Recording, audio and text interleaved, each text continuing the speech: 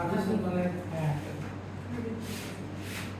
আসেন পরীক্ষাগুলো দিব কালকে পরীক্ষা আছে কি এখন রেজিস্ট্রেশন করা হবে হ্যাঁ আপনার কাছে আচ্ছা ঠিক আছে কালকে পরীক্ষা হচ্ছে 10টা থেকে 12টা আর নাইলে বিকাল 4টা থেকে 6টা যে কোনো টাইম দিয়ে দিবেন কাজ ক্ষমতা শক্তি রুটিন আছে রুটিন আপনি নিয়ে যাবেন আচ্ছা তাহলে আমরা শুরু করব আজকে নিউটনের দ্বিতীয় সূত্র থেকে নিউটনের দ্বিতীয় সূত্র নিউটনের গতির দ্বিতীয় সূত্র এটা থেকে আমরা শুরু করব নিউটনের গতির দ্বিতীয় সূত্র নিউটনের গতির দ্বিতীয় সূত্রটা আমরা এটা কি বলে বিবৃতি কি বলে এটা বিবৃতি আমাদেরকে বলে যে কোন বস্তুর বা বিবৃতিটাকে লিখি কোন বস্তুর ভরবেগের পরিবর্তনের হার কোন বস্তুর ভরবেগের পরিবর্তনের হার ওই বস্তুর প্রযুক্ত বলের সমানুপাতিক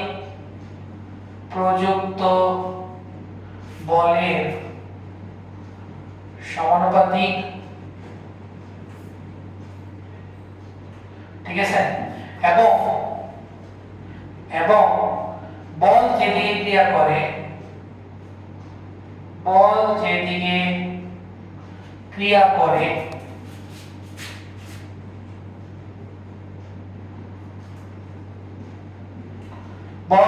ক্রিয়া করে বস্তুর ভরবেগের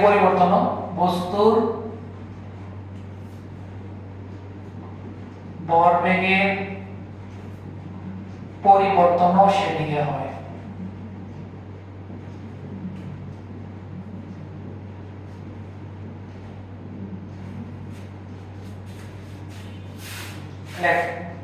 কোন বস্তুর ভরবেগের পরিবর্তনের হার ওই বস্তুর প্রযুক্ত বলের সমানুপাতিক এবং বল যেদিকে ক্রিয়া করে বস্তুর ভরবেগের পরিবর্তনও সেদিকে হয় এটা হচ্ছে আমার নিউটনের গতির দ্বিতীয় সূত্রটা ঠিক আছে আমরা জিনিসটাকে একটু চিত্রের মাধ্যমে বোঝার চেষ্টা করি চিত্রের মাধ্যমে দেখো এটা হচ্ছে আমার m ভর একটা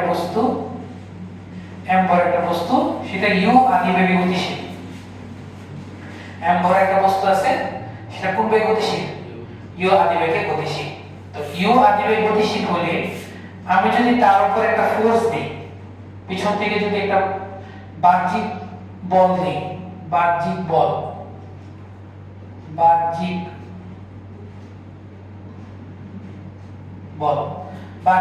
যদি আমি এটা F প্রয়োগ করি এই m ভরের বস্তুর উপর তাহলে এই বস্তু বেগের কি হবে পরিবর্তন ঘটবে কারণ আমরা জানি যে বল কি করে স্থির বস্তুকে গতিশীল করে আর গতিশীল বস্তুর বেগের পরিবর্তন ঘটায় তাহলে যে বেগটা u ছিল এটা বেগ পরিবর্তিত হয়ে কি হয়ে যাবে v হয়ে যাবে তাহলে আমার m ভরের যে বস্তুটা এটা চেঞ্জ হয়ে কি হয়ে গেল শেষ বেগ v আর এতে সময় লাগবে কত t সময় আমার এটা সময় লাগতেছে তো আমরা কথা বলে লিখি যে ধরি u আদিবেগে গতিশীল m ভরে কোন বস্তুর উপর F বাহ্যিক সমবল t সময় ধরে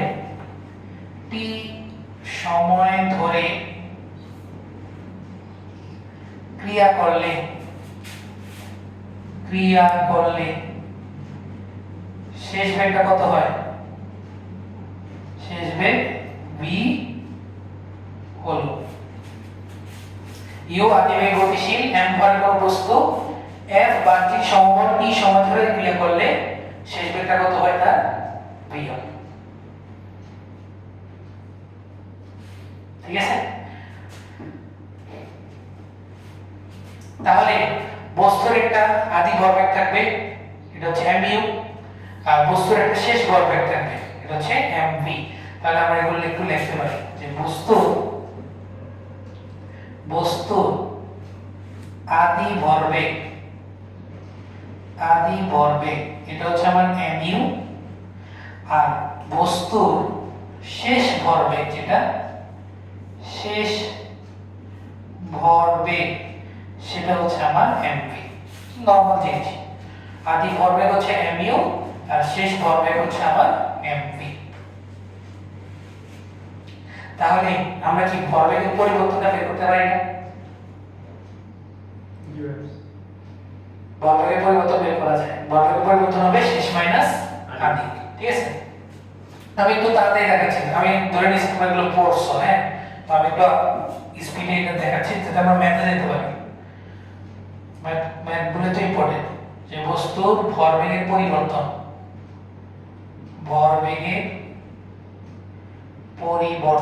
পরিবর্তন হচ্ছে শেষ মাইনাস আদি mv minus mu।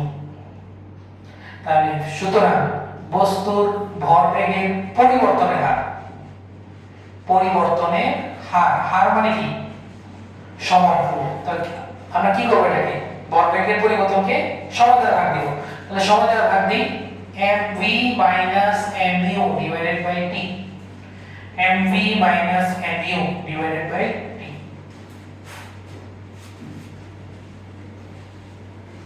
mv minus mu divided by t। এবং একটু খেয়াল করো নিউটনের দ্বিতীয় সূত্রটা কি বলে যে ভরবেগের পরিবর্তনের হার তার উপর প্রযুক্ত বলের সমানুপাতিক। অর্থাৎ এই যে ভরবেগের যে পরিবর্তন, এই পরিবর্তনটা কিসের সমানুপাতিক? f এর। তাহলে নিউটনের গতির দ্বিতীয় সূত্রানুসারে আমরা এটা লিখি। তাহলে নিউটনের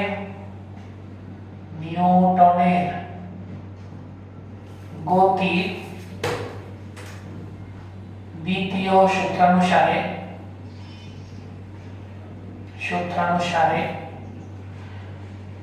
বাহ্যিক বল F সমানুপাতিক লেখা যায় mv minus mu divided by t। বাহ্যিক বল F সমানুপাতিক mv minus mu divided by t। এটাই হচ্ছে আসলে নিউটনের গতির দ্বিতীয় সূত্র। এই সূত্র, এই F সমানুপাতিক mv minus mu divided by t, এটাই কিন্তু মেইন সূত্র। তোমরা অনেকে জানো যে অনেকের ভুল ধারণা যে F ma হচ্ছে মেইন সূত্র। আসলে এটা মেইন নিউটন যেটা দিয়েছেন তিনি দিয়েছেন এটা। অর্থাৎ যত বেশি আমি ফোর্স বাড়াবো, যত বেশি আমি ধাক্কা বাড়াবো, তত বেশি ভরবেগের পরিবর্তন হবে, তত বেশি ভরবেগের পরিবর্তনের হার হবে, রেট তত বাড়বে। কম বল দিবা ভরবেগ কম হারে চেঞ্জ হবে, বেশি ধাক্কা দিব বেশি হারে চেঞ্জ হবে, বেশি সময় ধরে চেঞ্জ হবে। কথা বুঝা গেছে? তো এটাই আর কি। দেখো এটার ব্যাপারে আমরা একটু কাটছাট করব। এটাকে আমরা একটু কাটছাট করি যে F সমানুপাতিক m কমন নিয়ে নিই v minus u by t, এটা লেখা যায়।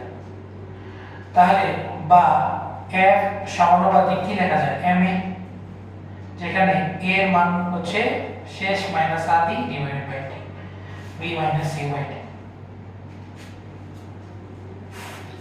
is equal to v minus u by t।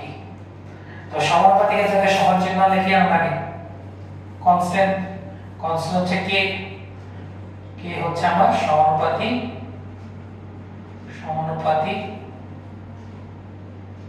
ধ্রুবক, k হচ্ছে আমার সমানুপাতিক ধ্রুবক। দেখো না বুঝলে ভাইকে বল F is equal to kma, k হচ্ছে আমার সমানুপাতিক ধ্রুবক। k এর মান কিসের উপর নির্ভর করে? k এর মানটা ডিপেন্ড করে হচ্ছে বলের এককের উপর। কিসের উপর? বলের এককের উপর। অর্থাৎ বলের সংজ্ঞা এমন ভাবে দেওয়া হয়, আচ্ছা কাছাকাছি শোনো,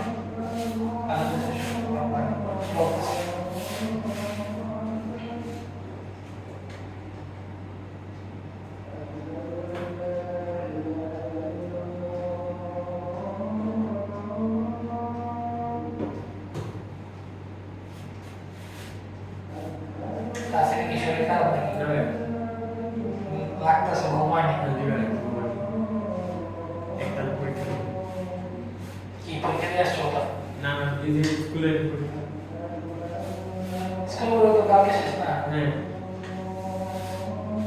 ফিজ কেমন আছে আল্লাহ ভালো তোমাদের কোশ্চেন তো ইজি হয়েছে হুম আর তোমাদের তো রোল হবে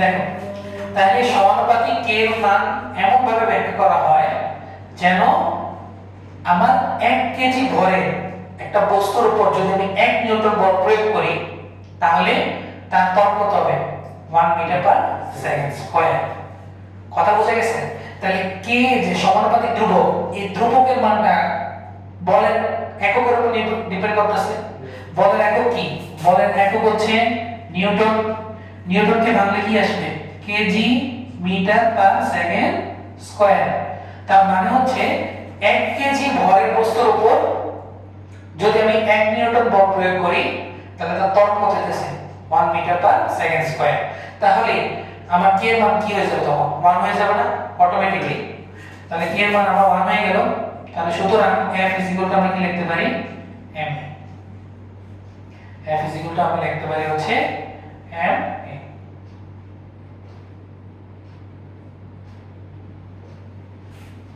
কথা বোঝা গেছে F m m দ্বারা কি বোঝায় বস্তুর প্রযুক্ত বল m দ্বারা বোঝায় বস্তুর ভর a দ্বারা বোঝায় বস্তুর ত্বরণ কথা বোঝা গেছে আচ্ছা তো এটা গেল নিউটনের গতিবিদ্যা সূত্র তাই আমরা একটু ম্যাথ করার আগে বলের কিছু এই ফোর্সের কিছু বৈশিষ্ট্য আমরা কিছু জেনে আসি দুই তিনটা বৈশিষ্ট্য আছে বৈশিষ্ট্যগুলো আমরা একটু লিখি লেখো এর সাথে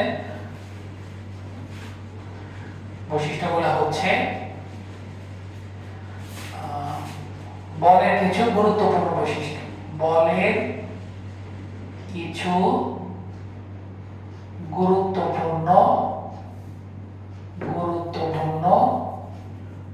বৈশিষ্ট্য এগুলো পরীক্ষাতে আসে বুঝছো বোর্ড পরীক্ষাতে বৈশিষ্ট্য লিখতে দেয় বলের বৈশিষ্ট্য প্রথম বৈশিষ্ট্য কি হবে বল কি রাশি ভেক্টর রাশি বল একটি ভেক্টর রাশি বল একটি ভেক্টর রাশি অর্থাৎ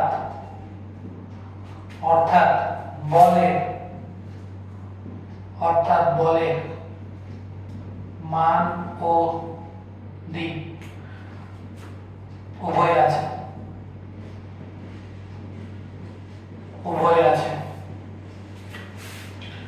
f vector is equal to ma vector লেখা যায় f vector is equal to ma vector লেখা যায় তাহলে f বলের মান হচ্ছে ma আর ডাইরেকশন কোথায় হবে এর দিকে a ডাইরেকশন যেখানে f এর ডাইরেকশন সেখানে তাহলে a ডাইরেকশন এর দিক যেখানে f এর দিক সেখানে এটা গেল এক নাম্বার বৈশিষ্ট্য বলের মাত্রা দুই নাম্বার বৈশিষ্ট্য বলের মাত্রা কত হবে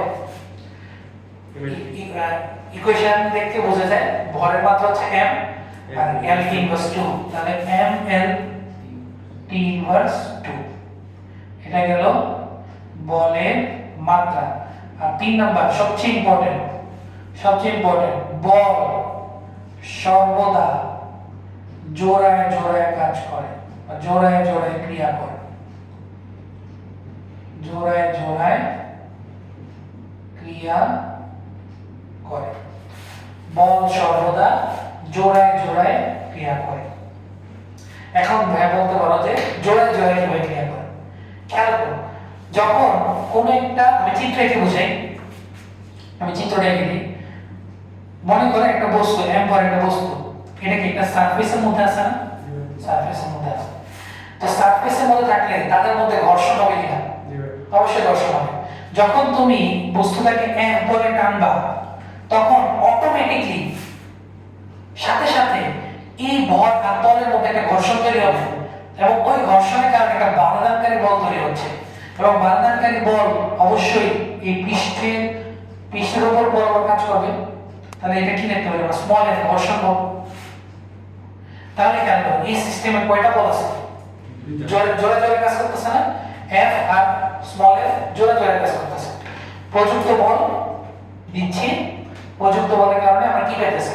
একটা ঘর্ষণ বল পাইতেছি। কিন্তু তোমরা অনেক সময় ম্যাথে তোমরা দেখবা যে এই ঘর্ষণ বলটাকে নগণ্য ধরে নেয়, কারণ মসৃণ পৃষ্ঠ ধরে নেয় আর কি। তাহলে দেখবা যে সিস্টেমে একটাই ফোর্স থাকে, কিন্তু এটা বাস্তবে রিয়েল না। বাস্তবে কিন্তু কি হয়, দুইটা ফোর্সই আমার থাকে। অথবা খেয়াল করো, তোমার আরেকটু উদাহরণ দেওয়া যায় যে তার ওজনটা এই ইয়ার উপর কাজ করতেছে না, ওজন হচ্ছে একটা ফোর্স। তো ওজনটা তলের সাথে মানে নিচ লম্ব বরাবর কাজ করতেছে, তাই না? এবং এটার একটা কি পাবো? প্রতিক্রিয়া বল পাই না? আর প্রতিক্রিয়া বল এমজি না থাকলে কি আর পাওয়া যেত না? এটার কনসেপ্টে আমি একটু আমার নিউটনের থার্ড ল যখন পড়াবো তৃতীয় সূত্রতে আরো ভালো করে ব্যাখ্যা দিতে পারবো। আপাতত জেনে রাখো, তুমি বল দিচ্ছে, ক্রিয়া করতেছে, ক্রিয়ার একটা কি পাইতেছে? আমি প্রতিক্রিয়া পাইতেছি, রিঅ্যাকশন ফোর্স। জোরে জোরে কাজ করতেছে না? তাহলে বল সর্বদা কি করতেছে? জোরে জোরে কাজ করে। তাহলে সিস্টেমে সবসময় 2টা 4টা 6টা বল থাকবে, কখনো বিজোড় সংখ্যক বল থাকবে না। 1টা 3টা 5টা এরকম থাকে না। কথা বুঝে গেছি না? তো চিত্রটা এঁকে রাখো, তাহলে বুঝতে সুবিধা হবে আর কি। ঠিক আছে? এই 3টা বৈশিষ্ট্য খুব ইম্পর্টেন্ট। 3টা বৈশিষ্ট্য খুব ইম্পর্টেন্ট। আমরা ম্যাথ করি, ম্যাথে আমরা যাই। চলো তাহলে আমরা ম্যাথ করতে পারবো।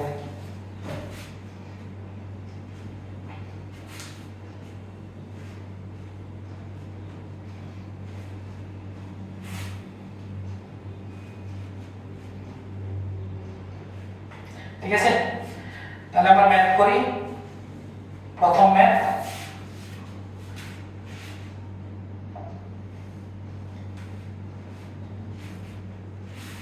দেখো প্রথম ম্যাথ কোশ্চেন নাম্বার 1। দেখো 30 কেজি ভরের একটি বস্তুর উপর 30 কেজি ভরের একটি বস্তুর উপর কত বল প্রয়োগ করলে, কত বল প্রয়োগ করলে 1 মিনিটে এর বেগ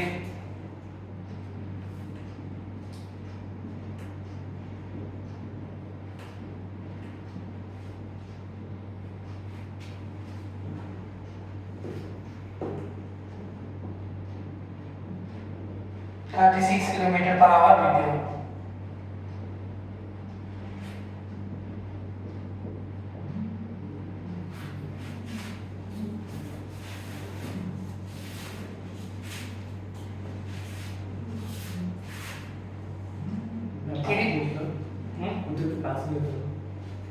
পাঁচ মিনিট হবে।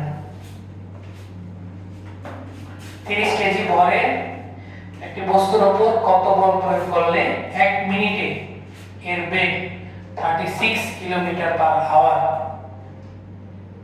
বৃদ্ধি পাবে। তাহলে কি কি দেওয়া আছে কোশ্চেন দেখো তো, কি কি দেওয়া আছে? খুবই সহজ ম্যাথ, প্রথমে তো তাহলে m এর মান দেওয়া আছে, m দেওয়া আছে 30 কেজি, তাই না? টাইম কত দেওয়া আছে?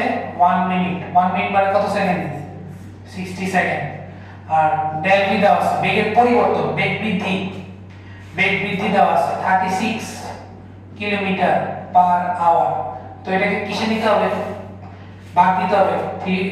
36 কে 3.6 দ্বারা ভাগ দিলে এটা কিসে চলে আসবে? মিটার। আমরা জানি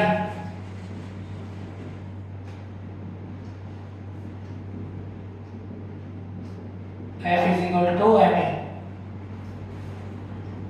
F is equal to m, a হচ্ছে del v by t, m হচ্ছে কত? 30, del v কত? 10, 60, f এর মান হচ্ছে 5 মিটার।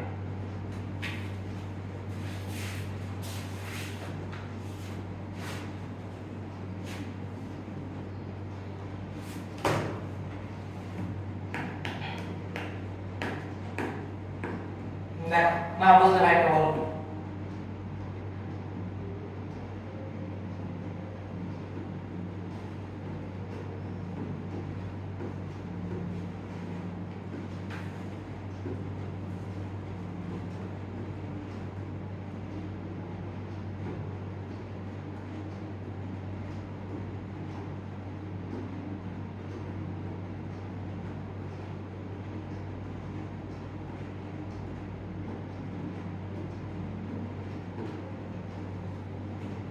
ঠিক আছে নাকি সমস্যা আছে? দেখো সমস্যা নেই, ঠিক আছে? তাহলে আমরা পারবো। Next question,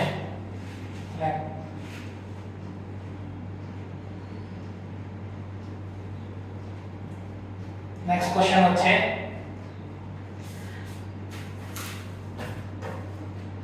108 kilometre per hour বেগে চলমান, 108 কিলোমিটার পার আওয়ার বেগে চলমান, এটা আসবে পরীক্ষা, হ্যাঁ বোর্ড পরীক্ষা আসবে। 108 কিলোমিটার পার আওয়ার বেগে চলমান একটি গাড়ির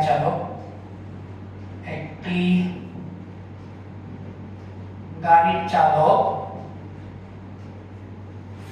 45.5 মিটার দূরে একটি বালককে দেখতে পেলেন। দূরে একটি বালককে দেখতে পেলেন, সাথে সাথে ব্রেক চেপে দেওয়ায় সাথে সাথে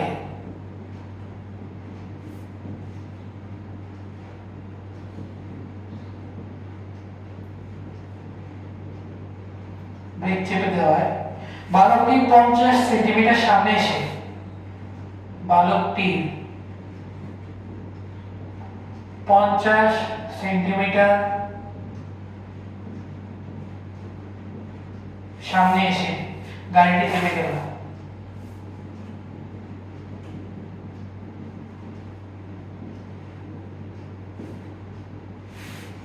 গাড়িটি থামতে কত সময় লাগলো?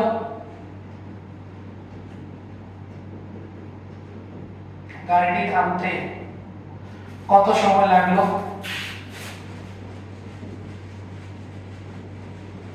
কত সময় লাগলো এবং এর উপর কত বল প্রযুক্ত হলো?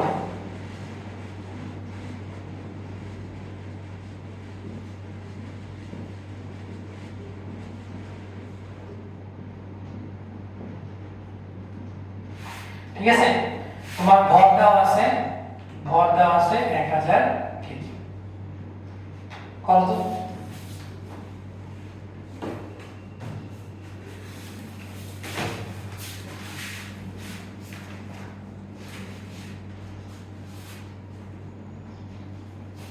তোমাদের এক্সট্রা করো, আজকে এত লোকগুলো ছুটি দিয়ে দিয়েছে। এক্সট্রামেট করাবো।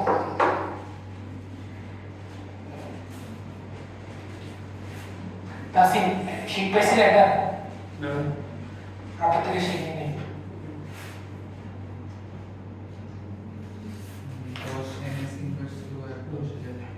হুম ঠিক আছে, তাহলে তাসিম আসছে आंसर কত?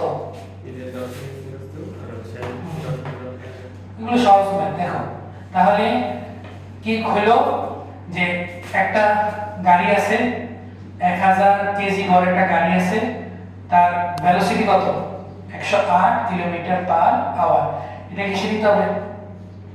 মিটার নিতে হবে, মিটার পার সেকেন্ড নিতে হবে। তাহলে 108 কিলোমিটার পার আওয়ারকে 3.6 দ্বারা ভাগ দিই, তাহলে কত আসবে 30 30। তাহলে 30 metre per second, 30 metre per second. কত দূরে একটা বালক দাঁড়ায় আছে? 45.5 মিটার দূরে একটা বালক দাঁড়ায় আছে।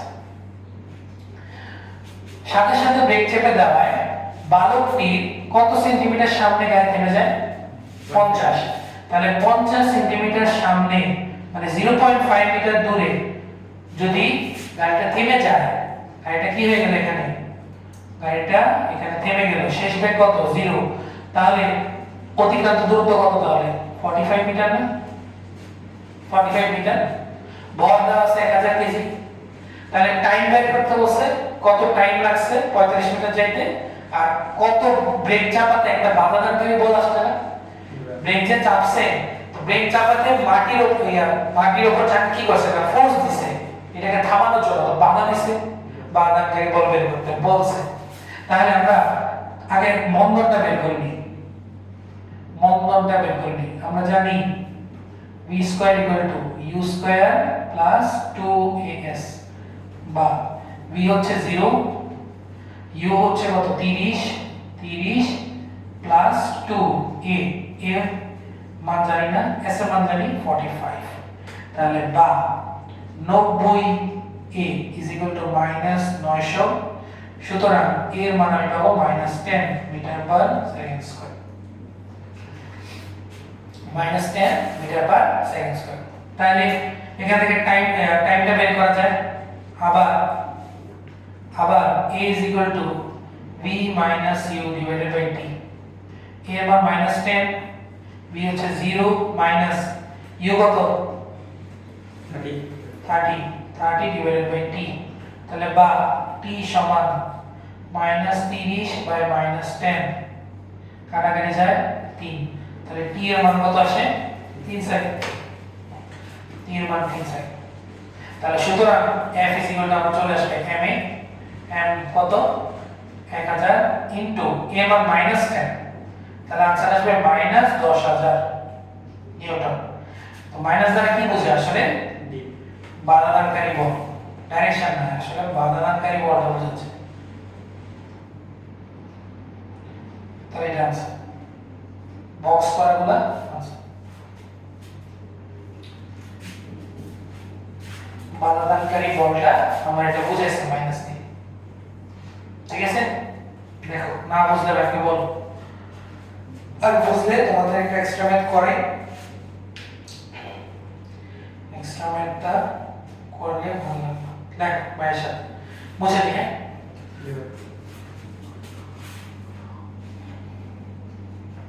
দেখো কোশ্চেন হলো যে 10 নিউটনের একটি বল, কোশ্চেনটাকে লিখে পড়ি আনসারটা বুঝো। 10 নিউটনের একটি বল 2 কেজি ভর বিশিষ্ট একটি স্থির বস্তুর উপর ক্রিয়া করে। 2 কেজি ভর বিশিষ্ট একটি স্থির বস্তুর উপর ক্রিয়া করে, স্থির বস্তুর উপর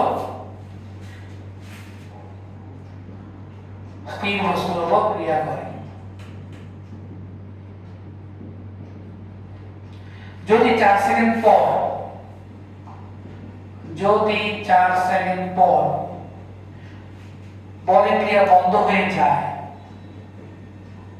বলের ক্রিয়া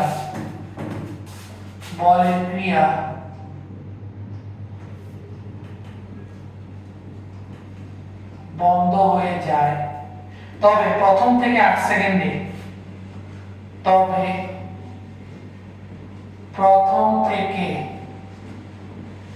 সেকেন্ডে বস্তুটি কত দূর যাবে, এটা লাস্ট ম্যাথ আছে। বস্তুটি কত দূর যাবে,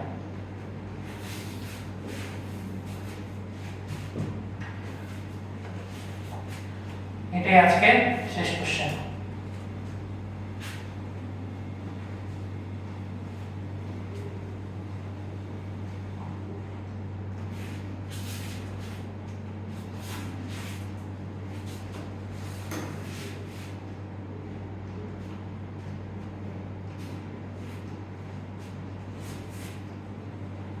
এইসব ম্যাপগুলো ইস্পানিতে বেশি আসে, দিল্লি স্কুল মডার্ন এগুলো আসে না এত।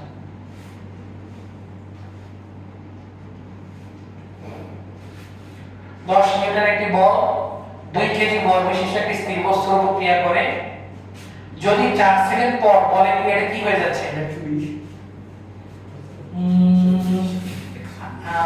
120, ঠিক আছে। আর এই অবস্থা সমস্যা, তাহলে 4 সেকেন্ড পর বলের ক্রিয়া কি হয়ে গেছে? বন্ধ হয়ে গেছে। তো 4 সেকেন্ড পর বলের ক্রিয়া বন্ধ হয়ে গেলে পরবর্তী 4 সেকেন্ড কি হয়ে যাবে? সময় যাবে s = vt, তাই না? তাহলে আমরা একটু চিত্রটা আঁকি, জিনিসটা কি হচ্ছে চিত্রটা আঁকি। এটা হচ্ছে 2 কেজি ভরের একটা বস্তু আছে, এটা হচ্ছে 10 নিউটন বল, 2 কেজি ভরের একটি স্থির বস্তুর উপর ক্রিয়া করে, তাহলে আদি বেগ কত? 0। স্থির বস্তুর উপর ক্রিয়া করে, 4 সেকেন্ড পর বলের ক্রিয়া কি হয়ে গেছে? t এর মান 4 সেকেন্ড। 4 সেকেন্ড পর এই 2 কেজি ভরের উপর যে বলটা আছে এই বলটা কি হয়ে গেল? 0। তাহলে ত্বরণটা কি হয়ে যাবে? 0। তো 0 হলে কিসে যাবে? এটা সমবেগে যাবে, সমবেগে। তাহলে সমবেগে আমার 2 কেজি ভরের বস্তুটা গেল, তাহলে t2 হলো 4 সেকেন্ড। তাহলে টোটাল 8 সেকেন্ডে কত যাবে সেটা বের করতে হবে। তাহলে এটা হবে s1 আর এটা কি হবে? s2। তাহলে s1 বের করব, s2 বের করব। আগে প্রথম 4 সেকেন্ডে প্রথম 4 সেকেন্ডে f = ma, বা f হচ্ছে 10, m হচ্ছে কত? 2 * a, তাহলে a এর মান কত আসে? 5 মিটার/সেকেন্ড স্কয়ার। তাহলে সুতরাং s1 সমান কি লেখা যায়? ut + ½ a t square. t1 লিখি, t1 হচ্ছে 4 সেকেন্ড, u তো 0, তাহলে এটা পুরোটা কি হয়ে যাবে? 0 হয়ে যাবে। তাহলে s1 = ½ a, a হচ্ছে আমার 5, t1 হচ্ছে 4 স্কয়ার। তাহলে s1 এর মান কত আসে? 16 8 5 40 মিটার আসে।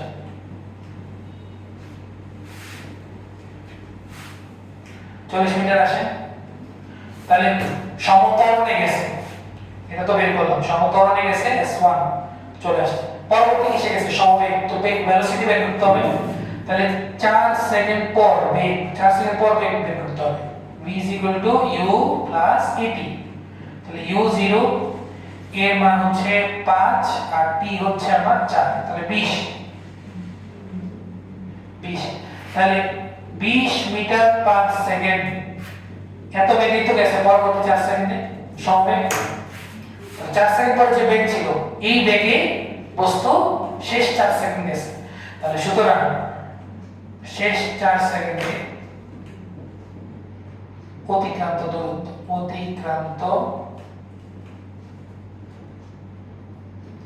s2 = vt, vt2। তাহলে s2 = v, v হচ্ছে 20, 4 তাহলে s2 = 80 মিটার। তাহলে 40 আর 80 টোটাল কত?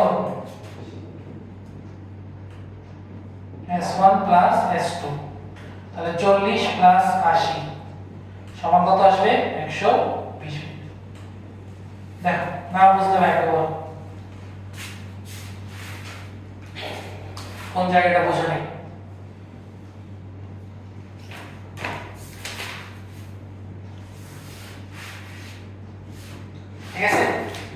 তাহলে আজকে এতটুকুই। আমাদের কালকে পরীক্ষা আছে, কালকে